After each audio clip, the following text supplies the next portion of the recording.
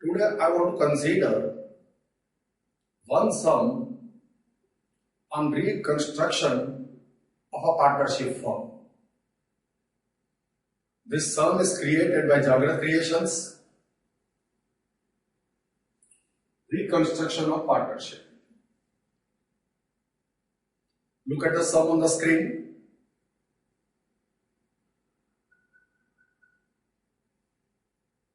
I read the sum for you. Shah, Patel and Gooch are partners in a firm sharing profits and losses in the ratio of 2:2:1.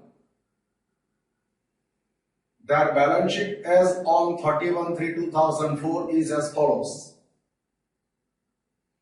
Here you are given the balance sheet on asset side. You are given the information about land, building, furniture, machinery, stock, debtors, bills receivable and cash balance. On liability side, you are given the capital of Shah, Patel and Gooch, creditors, bills payable, outstanding expenses. Partners have decided to change their profit sharing ratio from the above date of balance sheet. So profit sharing ratio is changed. That means there is a reconstitution of the partnership firm. Their new profit sharing ratio is 4:3:3.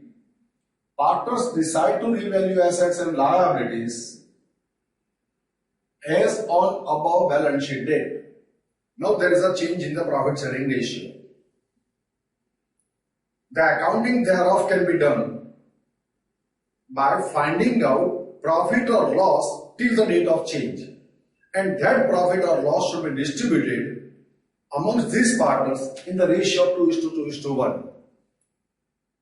After the date of change of profit sharing ratio, whatever the profit or loss occurs, that should be distributed in the new ratio. So here I want to find out the profit or loss that existed till today, and that will be distributed in the ratio of 2:2:1.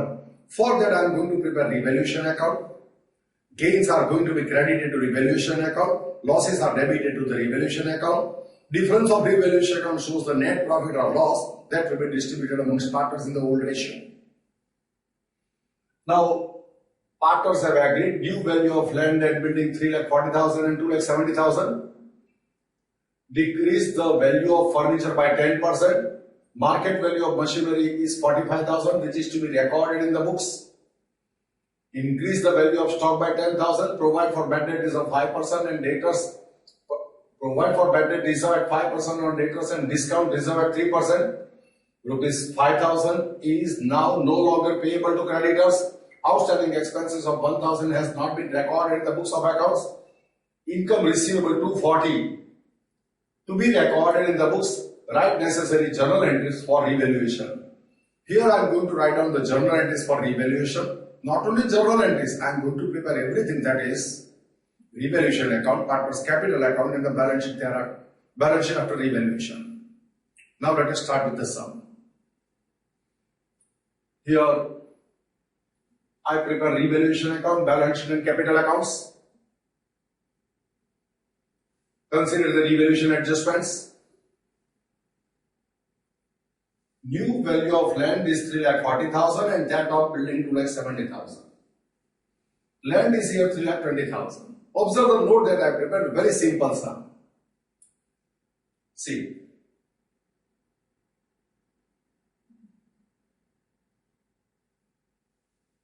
Land valued at 3,40,000. Book value 3,20,000. Increase in value 20,000. This is a gain. This gain should be credited to revaluation account. What's the journal entry? Land account debit to revaluation account credit. Land account debit to revaluation account credit 20,000. How the effect of this journal entry gets reported? Look at it. Here on the asset side, land appears at 3,40,000 and revaluation account is credited with the increase of 20,000. This is how the effect of entry is reported. Now value of building 2,80,000 is the book value. Valuation made 2,70,000. So there is a decrease in value 10,000. Decrease in value of asset is identified as loss. That loss is to be debited to revaluation account. So the journal entry for that is revaluation account debit to building account credit. Revaluation account debit to building account credit 10,000. Here building will appear at 2,70,000 and 10,000 decrease in the value of building debited to revaluation account 10,000.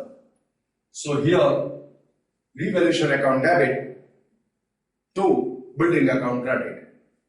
Now let me take care of next adjustment.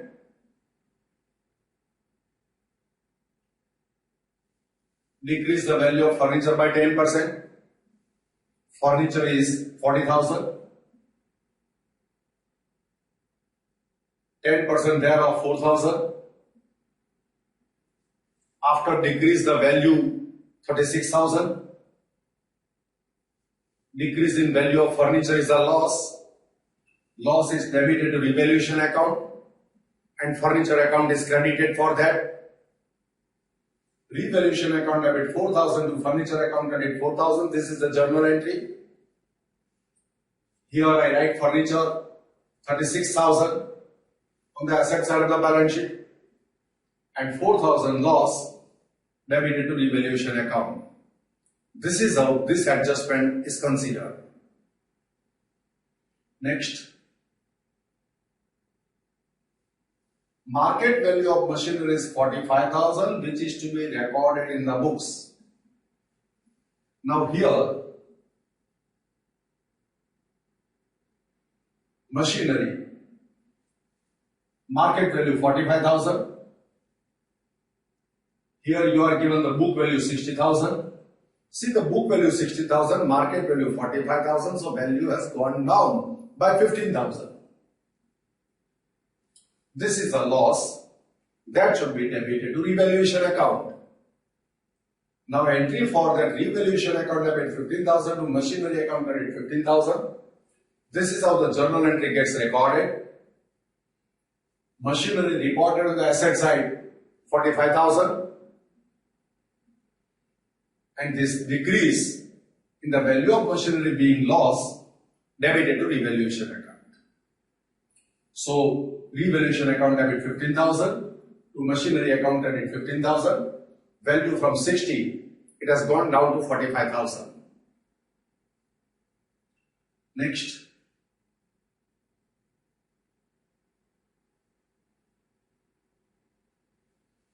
Increase the value of stock by 10,000. Now look at the note that I have prepared. Stock is 30,000. Value has increased by 10,000, so new value is 40,000. Increase in value of stock is again, revaluation account is credited. Entry for that, closing stock account debit 10,000 to revaluation account credit 10,000.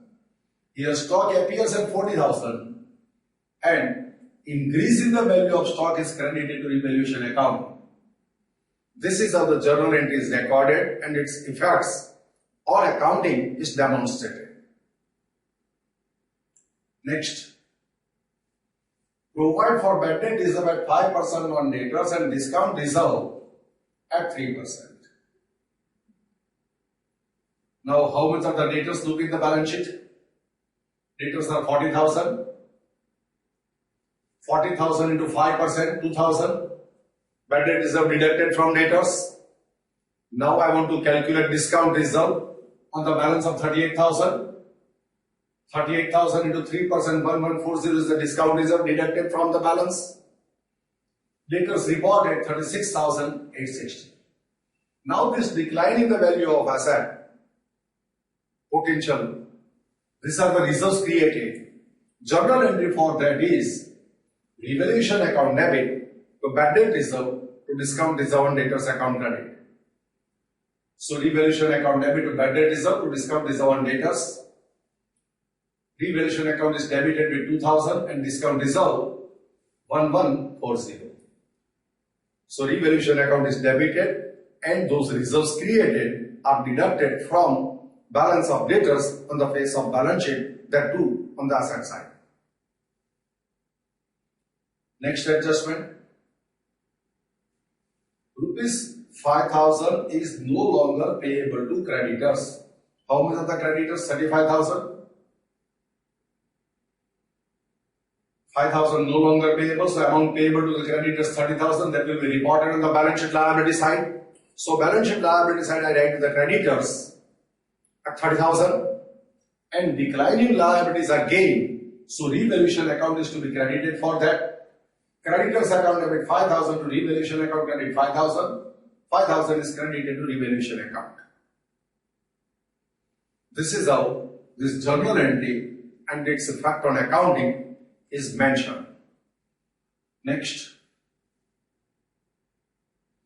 Outstanding expense 1,000 has not been recorded in the books of accounts.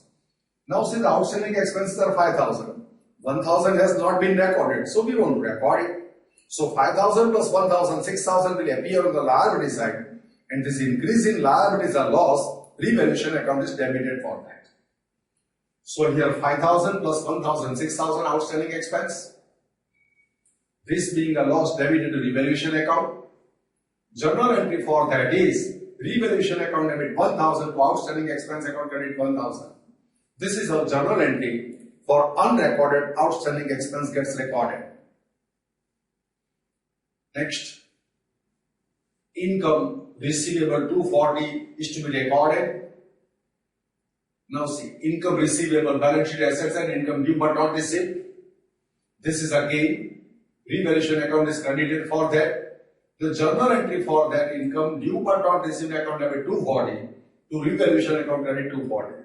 This is how journal entry for unrecorded income is recorded and its effect is demonstrated on the accounting.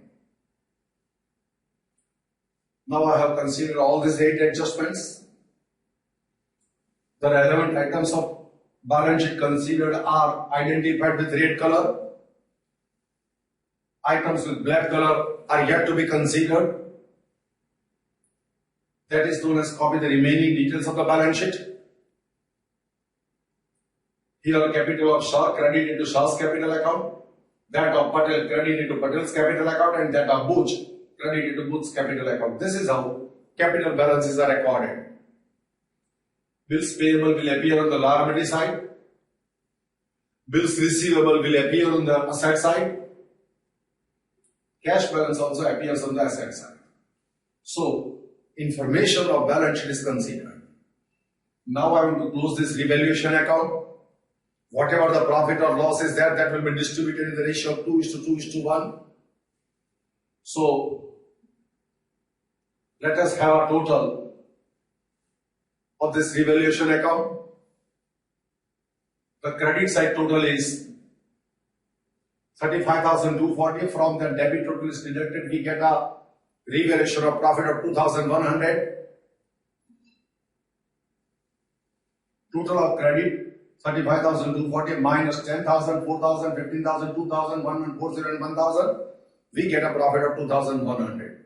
This profit of 2,100 is to be distributed in a ratio before reconstitution. So 2,100 is to be distributed in the ratio of 2:2:1. Share of Shah is 840, 2/5 of 2,100, and that of Patel is also 2/5 of 2,100, 840, and that of Butch is 420. Journal entry for that revaluation account debit 2,100 to Shah's capital account, to Patel's capital account, and to Butch's capital account. So capital accounts are credited with the revaluation gain. Shah, Patel and Butch. This is how profit on revaluation is transferred to the capital accounts of the partners. Now I want to close this capital account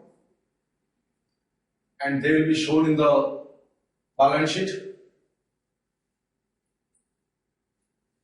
Credit of Butch's capital account 1,50,420. We have 1,50,420. Nothing is to be deducted because no items are found on the debit side. These are the closing balance of capital accounts that will be reported in the balance sheet. So in balance sheet, I write down on liability side, capital of Shah, Butch, Shah, Patel and Butch. This is the total capital. Now I would like to have a total of balance sheet. Balance sheet total should agree. Total of assets should be equal to total of liability side. And if you work it out, that will be 7,98,100, 7,98,100. So 7,98,100 is the total of balance sheet. This is our balance sheet entries. Now while solving the sum, we have recorded various journal entries. I want to report all those journal entries at a stage. Look at it. So these are the journal entries that we have recorded while solving the sum. Here it has been reported. I think you must have followed this sum. Thanks to all of you.